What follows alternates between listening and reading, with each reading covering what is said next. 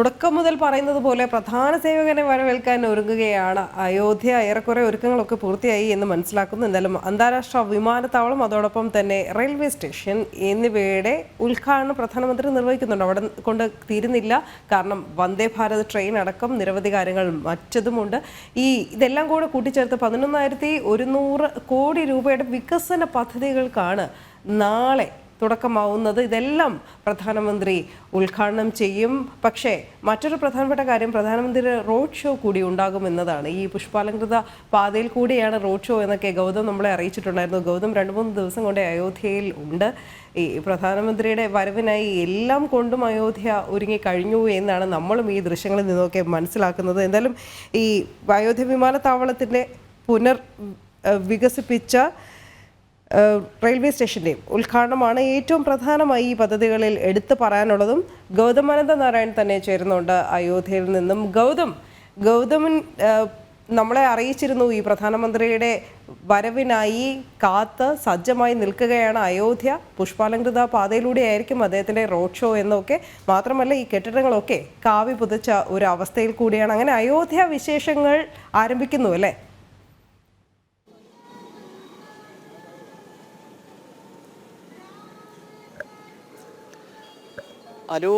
പ്രധാനമന്ത്രി അയോധ്യയിലേക്ക് എത്താൻ ഇനിയും ഒരു പകലും ഒരു രാത്രിയും മാത്രമാണ് ശേഷിക്കുന്നത്. അതിനാൽ അവസാനഘട്ട തയ്യാറെടുപ്പുകളാണ് അയോധ്യ നഗരത്തിൽ നടക്കുന്നത്.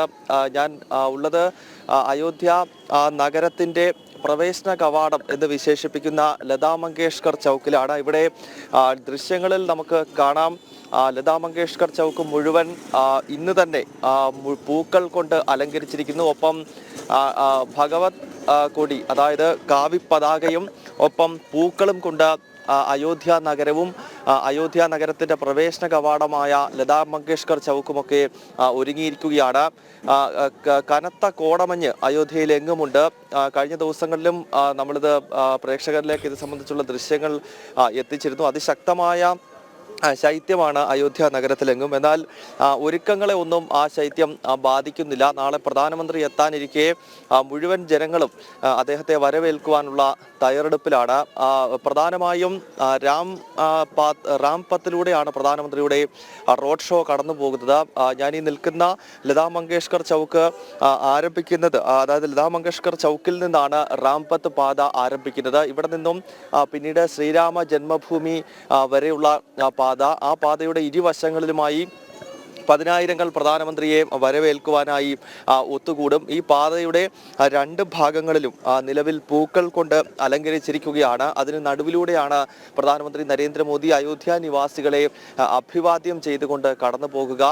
ഈ റോഡിൻ്റെ വശങ്ങളിലായി പ്രത്യേക സ്റ്റേജുകൾ നിർമ്മിച്ചിട്ടുണ്ട്. ആ സ്റ്റേജുകൾക്ക് മുകളിൽ സന്യാസി ശ്രേഷ്ഠന്മാരുണ്ടാകും. സന്യാസിമാരുടെ അനുഗ്രഹവും ആശീർവാദവും കൂടി ഏറ്റുവാങ്ങിയാണ് പ്രധാനമന്ത്രിയുടെ 15 കിലോമീറ്റർ റോഡ് ഷോ അയോധ്യയിലൂടെ കടന്നു പോകുന്നത്. നേരത്തെ അനു സൂചിപ്പിച്ചതുപോലെ ഏറ്റവും പ്രധാനപ്പെട്ട നാളത്തെ ചടങ്ങ് അയോധ്യ വിമാനത്താവളത്തിന്റെ ഉദ്ഘാടന കർമ്മവും അതോടൊപ്പം റെയിൽവേ സ്റ്റേഷന്റെ ഉദ്ഘാടനവുമാണ്.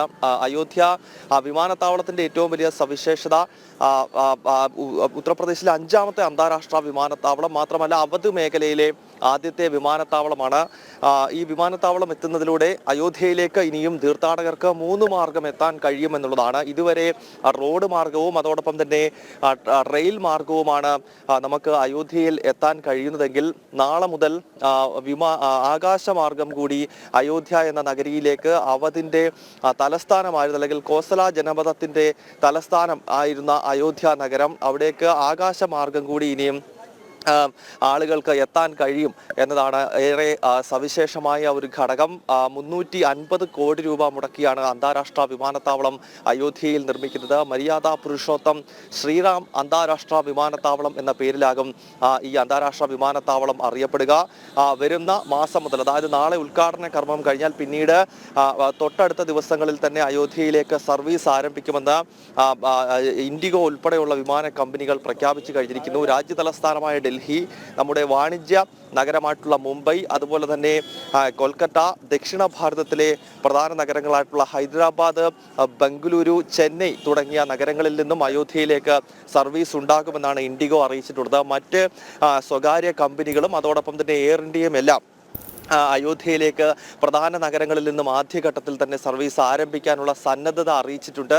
ഏതായാലും റോഡ് റെയിൽ മാർഗം മാത്രമല്ല, ഇനി ആകാശ മാർഗവും ഭാരതത്തിൻ്റെയും ലോകത്തിൻ്റെയും നാനാഭാഗങ്ങളിൽ നിന്നും ആളുകൾക്ക് അയോധ്യയിലേക്ക് എത്താൻ സാധിക്കും. ആ രീതിയിലേക്ക് ഈ നഗരത്തെ ഡെവലപ്പ് ചെയ്യുകയാണ്. ഒപ്പം മര്യാദ പുരുഷോത്തം ശ്രീറാം അന്താരാഷ്ട്ര വിമാനത്താവളത്തിൻ്റെ ഉദ്ഘാടനത്തിനൊപ്പം അദ്ദേഹം അന്താരാഷ്ട്ര നിലവാരത്തിലുള്ള റെയിൽവേ സ്റ്റേഷൻ്റെ കൂടി ഉദ്ഘാടനം പ്രധാനമന്ത്രി നിർവഹിക്കുന്നുവെന്നതും വളരെ ശ്രദ്ധേയമാണ്.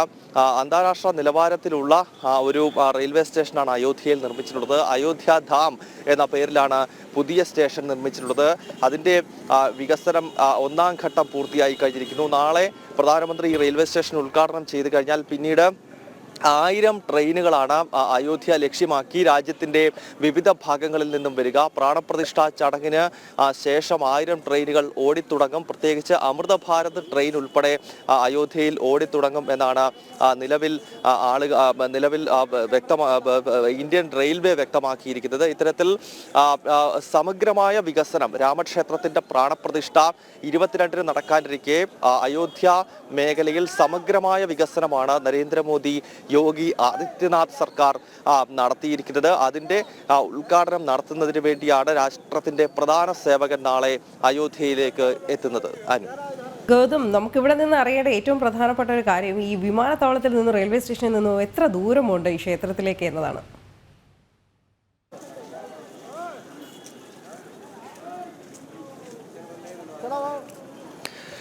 അനു, റെയിൽവേ സ്റ്റേഷനിൽ നിന്നും അയോധ്യ രാമജന്മഭൂമിയിലേക്കുള്ള ദൂരം വളരെ കുറവാണ്. അതായത് ഈ റാംപത്ത് എന്ന ഞാൻ നേരത്തെ സൂചിപ്പിച്ചു, ഈ ലതാ മങ്കേഷ്കർ ചൗക്കിൽ നിന്നാണ് റാംപത്ത് പാത ആരംഭിക്കുന്നത്. ആ റാംപത്ത് പാതയുടെ അങ്ങേ അറ്റത്ത്, അതായത് റാംപത്ത് പാതയിലൂടെ ഒരു 5 കിലോമീറ്റർ ഞാൻ നിൽക്കുന്നിടത്ത് നിന്നും സഞ്ചരിച്ചു കഴിഞ്ഞാൽ അയോധ്യയിലെ റെയിൽവേ സ്റ്റേഷനാകും. പുതിയതായി നിർമ്മിച്ച റെയിൽവേ സ്റ്റേഷൻ അയോധ്യ ധാം എന്നാണ് ആ റെയിൽവേ സ്റ്റേഷന് പേരിട്ടിരിക്കുന്നത്. അയോധ്യ ഓൾഡ് റെയിൽവേ സ്റ്റേഷനോട് ചേർന്ന് തന്നെയാണ്, പഴയ റെയിൽവേ സ്റ്റേഷനോട് ചേർന്നാണ് പുതിയ സ്റ്റേഷനും നിർമ്മിച്ചിരിക്കുന്നത്. അത് രാമജന്മഭൂമിക്ക് അടുത്ത് തന്നെയാണ്. ഏതാണ്ട് രാമക്ഷേത്രം സ്ഥിതി ചെയ്യുന്ന രാമജന്മഭൂമിയിൽ നിന്നും ഒരു 3 കിലോമീറ്റർ ദൂരത്തിനകത്താണ് റെയിൽവേ സ്റ്റേഷൻ ഉള്ളത്. പക്ഷേ വിമാനത്താവളം കുറച്ച് അകലെയാണ്, ഏതാണ്ട് ഒരു 15 കിലോമീറ്റർ അകലെയാണ് വിമാനത്താവളം നിർമ്മിച്ചിരിക്കുന്നത്. കാരണം വിമാനം ലാൻഡ് ചെയ്യുന്നതിനൊക്കെ അത്തരം സജ്ജീകരണങ്ങൾ വേണം. മുൻപ് തന്നെ അയോധ്യയിൽ ഒരു ചെറിയ എയർ സ്ട്രിപ്പ് ഉണ്ടായിരുന്നു എന്നതും മുൻപ് നമ്മൾ അതുമായി ബന്ധപ്പെട്ട വാർത്തകൾ പ്രേക്ഷകരിലേക്ക് എത്തിച്ചിട്ടുണ്ട്. വർഷങ്ങളായ ഒരു ചെറിയ എയർ സ്ട്രിപ്പ് ഉണ്ട്. അത് കൂടാതെയാണ് ഇപ്പോൾ അന്താരാഷ്ട്ര വിമാനത്താവളം കൂടി അയോധ്യ നഗരത്തിൽ നിർമ്മിച്ചിരിക്കുന്നത്. എന്തായാലും ഈ 2 വികസന പ്രവർത്തനങ്ങൾ, വിമാനത്താവളവും അതോടൊപ്പം തന്നെ റെയിൽവേ സ്റ്റേഷനും വരുന്നതോടുകൂടി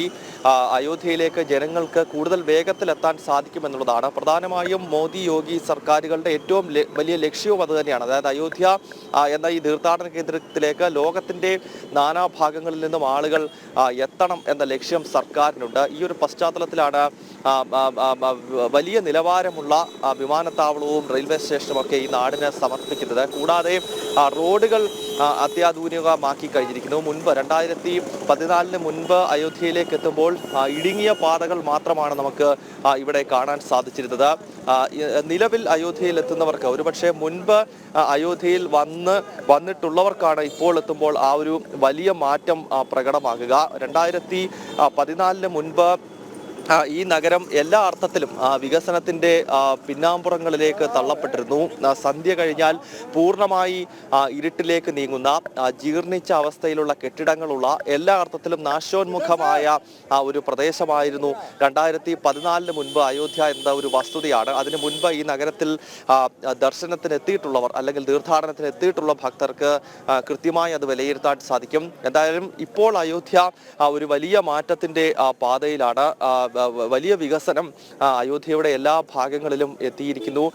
ഇവിടെ എത്തുന്ന തീർത്ഥാടകരും കൃത്യമായി തന്നെ അത് എണ്ണി പറയുന്നുണ്ട്. അയോധ്യയുടെ മുക്കിലും മൂലയിലും മാറ്റം പ്രകടമാണ്. അതിൻ്റെ കാരണമാകുന്നത് നരേന്ദ്രമോദിയും യോഗിയുമാണ് എന്ന് ഓരോ തീർത്ഥാടകനും അയോധ്യയിൽ എത്തുന്നവരും അയോധ്യ നിവാസികളും കൃത്യമായി പറയുന്നു. എന്തായാലും അയോധ്യ നിവാസികളുടെ ഒരു നന്ദി പ്രകടനം കൂടിയാണ് നാളെ പ്രധാനമന്ത്രി നരേന്ദ്രമോദിക്ക് നൽകാൻ പോകുന്നത് എന്ന് വേണം വിശേഷിപ്പിക്കാൻ. കാരണം ഇന്നീ കാണുന്ന വികസനവും ഒപ്പം നൂറ്റാണ്ടുകളുടെ കാത്തിരിപ്പിനൊടുവിൽ അയോധ്യയിൽ രാമക്ഷേത്രം ഉയരുന്നതിൻ്റെയും എല്ലാം കാരണമാകുന്നത് ദേശീയ തലത്തിൽ 2014 ഉണ്ടായിട്ടുള്ള ഭരണമാറ്റമാണ്. നരേന്ദ്രമോദിയുടെ നേതൃത്വത്തിൽ BJP ഒറ്റയ്ക്ക് കേവല ഭൂരിപക്ഷം നേടി 2014 അധികാരത്തിലേറുന്നത്. പിന്നീട് 19 അതിന് തുടർ ഭരണം ലഭിക്കുകയും ചെയ്തു. അങ്ങനെ ഒറ്റയ്ക്ക് BJPക്ക് കേവല ഭൂരിപക്ഷം ലഭിച്ചതാണ് അയോധ്യയിലെ രാമക്ഷേത്ര നിർമ്മാണത്തിന് ഇപ്പോൾ കളമൊരുങ്ങിയത് എന്ന കാര്യത്തിൽ യാതൊരു സംശയവുമില്ല. ആ വിഷയത്തിൽ രണ്ട് അഭിപ്രായം ആർക്കും ഉണ്ടാകില്ല. കാരണം BJPയുടെ ഏറ്റവും പ്രധാനപ്പെട്ട തെരഞ്ഞെടുപ്പ് വാഗ്ദാനങ്ങളിൽ ഒന്ന് അയോധ്യയിലെ രാമക്ഷേത്ര നിർമ്മാണമായിരുന്നു. 1980 BJP രൂപീകൃതമായത് മുതൽ എല്ലാ ലോക്സഭാ തെരഞ്ഞെടുപ്പിന്റെയും അവരുടെ മാനിഫെസ്റ്റോയുടെ ഫ്രണ്ട് പേജിൽ തന്നെ രാമക്ഷേത്രം നിർമ്മിക്കും, രാംലല്ലയെ പുനഃപ്രതിഷ്ഠിക്കുമെന്ന പ്രഖ്യാപനമുണ്ടായിരുന്നു. അത് നരേന്ദ്രമോദിയുടെ കാലത്ത് യാഥാർത്ഥ്യമാവുകയാണ്. ഏതായാലും അയോധ്യ നിവാസികളെ സംബന്ധിച്ചിടത്തോളം അവർക്ക് സന്തോഷത്തിന്റെ ദിനങ്ങളാണ് കടന്നു വരുന്നത്. ത്രേതായുഗത്തിലേക്ക് അയോധ്യ മടങ്ങുന്നു എന്നാണ് അയോധ്യ നിവാസികൾ വിവരിക്കുന്നത്. രാമായണം വിശദീകരിക്കുന്ന രീതിയിലേക്ക് അയോധ്യ പ്രൗഢിയുള്ള കാലഘട്ടത്തിലേക്ക് തിരിച്ചു പോകുന്നു. ശ്രീരാമന്റെ കാലഘട്ടത്തിലേക്ക് അയോധ്യ തിരിച്ചു പോകുന്നു. രാമരാജ്യം വീണ്ടും പുനഃസ്ഥാപിക്കപ്പെടുകയാണ് അയോധ്യയിൽ. നഗരത്തിൽ എല്ലായിടത്തും ആഘോഷമാണ്. ശരി ഗൗതം, എന്തായാലും വിശദമായ റിപ്പോർട്ട് നൽകിയതിന് നന്ദി. ഇനി തുടർന്നും മറ്റുള്ള വാർത്തകളിലും നമ്മൾ തത്സമയ ദൃശ്യങ്ങളൊക്കെ പ്രതീക്ഷിക്കുന്നുണ്ട്. നാളെയാണ് പ്രധാനമന്ത്രി അയോധ്യയിലേക്ക് എത്തുന്നത്. അതിൽ ഏറ്റവും മറ്റെടുത്ത് പറയേണ്ട ഒരു വിശേഷം കൂടിയുണ്ട്. കാരണം നമ്മുടെ ഓൺലൈൻ ചാനലിൻ്റെ താഴെ പ്രേക്ഷകരൊക്കെ പ്രതികരിക്കുന്നുണ്ട്. അതിൽ ശ്രീധരൻ നമ്പ്യാർ ചോദിച്ചിരിക്കുന്നത് ഈ ഒരു വാർത്തയേ ഉള്ളൂ ജനം TVക്ക് എന്നതാണ്. താങ്കൾ വൈകിയാണ് ഈ വാർത്ത കാണാൻ എത്തിയതെന്ന് മനസ്സിലാക്കുന്നു. ഇതിനു മുമ്പ് മറ്റു വാർത്തകളൊക്കെ എടുത്തതിന് ശേഷമാണ് നമ്മൾ അയോധ്യയിലേക്ക് എത്തിയത്. ഈ വാർത്ത കേൾക്കുമ്പോൾ അസഹിഷ്ണുത തോന്നേണ്ട കാര്യമൊന്നുമില്ല. നമ്മുടെ രാജ്യമാണ്, രാജ്യത്ത് നടക്കുന്ന വികസന പ്രവർത്തനങ്ങളാണ്, അതെല്ലാം നമ്മൾ അറിഞ്ഞിരിക്കേണ്ടതാണ്. വാർത്തയായി തന്നെ സമീപിക്കാൻ ഉള്ള വിശാല മനസ്സുകൂടി പ്രേക്ഷകർ കാണണം എന്ന് അഭ്യർത്ഥിക്കുകയാണ്. എന്തായാലും മറ്റ് പ്രേക്ഷകർക്കൊക്കെ നന്ദിയുണ്ട്. കാരണം നിരവധി പേർ കാണുന്നുണ്ട്, നമ്മളെ നിരവധി മെസ്സേജുകളൊക്കെ വരുന്നുണ്ട്. നമ്മുടെ റിപ്പോർട്ടേഴ്സിനെയൊക്കെ പേരെടുത്ത് പറഞ്ഞ് അന്വേഷിക്കുന്നുണ്ട്, നമസ്തേ പറയുന്നുണ്ട്. തിരികെയും ഞങ്ങളുടെ സ്നേഹവും അന്വേഷണവും ഒക്കെ അറിയിക്കുകയാണ്.